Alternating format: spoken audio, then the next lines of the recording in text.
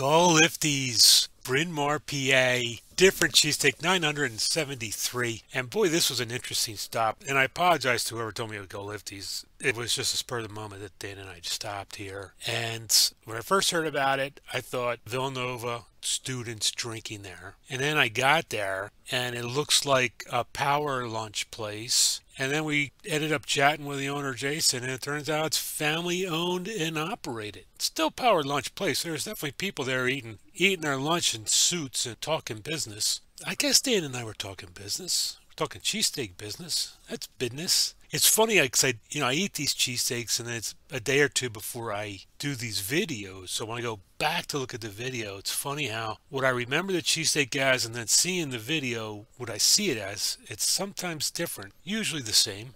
But I really remember this cheesesteak as being much more finely chopped and much more cheese. And you can see there is a lot of cheese. And I tell you what, that's amazing cheese. Amazing beer sauce. And I plead with you, please, if you have a restaurant, a kitchen, cheese and beer, let your chef go. Let him try some stuff, because beer cheese is becoming my new favorite thing in the whole wide world. So anyway, the first cheesesteak that Dan and I were eating, we didn't like. Too much cheese, meat was getting lost in it, too finely chopped. Chatting with Ann, the most amazing bartender. She knew what we were doing. She told the owner that we were there. He stopped by. I was like, oh geez, can't I just Karen this guy and tell him everything was wonderful and then go home and blast his cheesesteak? But no, I put my big boy pants on, talked to Jason about what we liked and didn't like. He ran in the back and whipped up another cheesesteak, half not chopped and half slightly chopped. We all ate, we chatted, we decided less chop, little less cheese is the way to go in the future.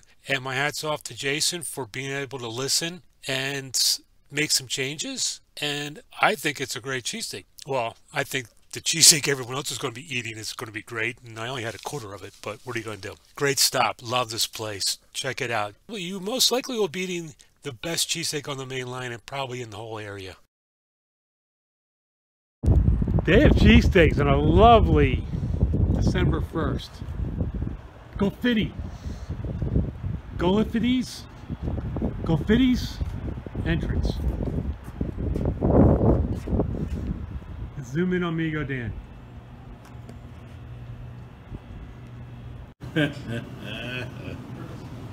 Gullifty's.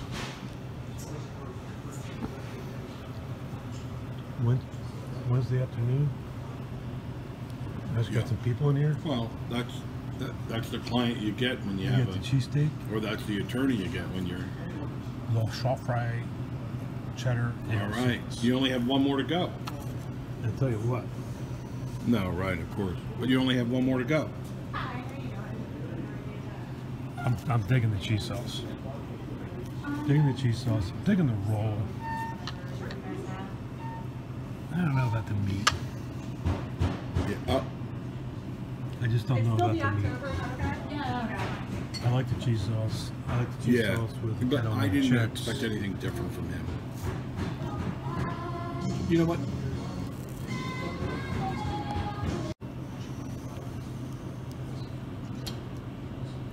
What? Amigo Dan's playing with his cheese. It was pooping. Yeah. So this, as you know, we got the special beer cheese, La Cucaracha, whatever it's called or whatever, and it's definitely mixed throughout. I can taste the onions. The roll's got a good flavor to it. You listening? And I agree. The cheese is good, except that it's overpowering. It's hard to taste the meat. The meat's getting lost in the cheese. I'll tell you what, I've taken a couple bites and then I had a couple kettle chips, and the kettle chips are strong enough to balance with the cheese. It's a very very good cheese, more than it's a bad meat. Okay. I mean, agreed? Yeah, no, I wholeheartedly agree. Like, here's a good example.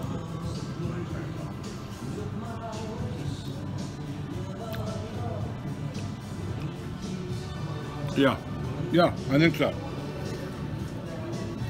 Yeah, it's a more of a compliment of the cheese than it is of a knock on the meat.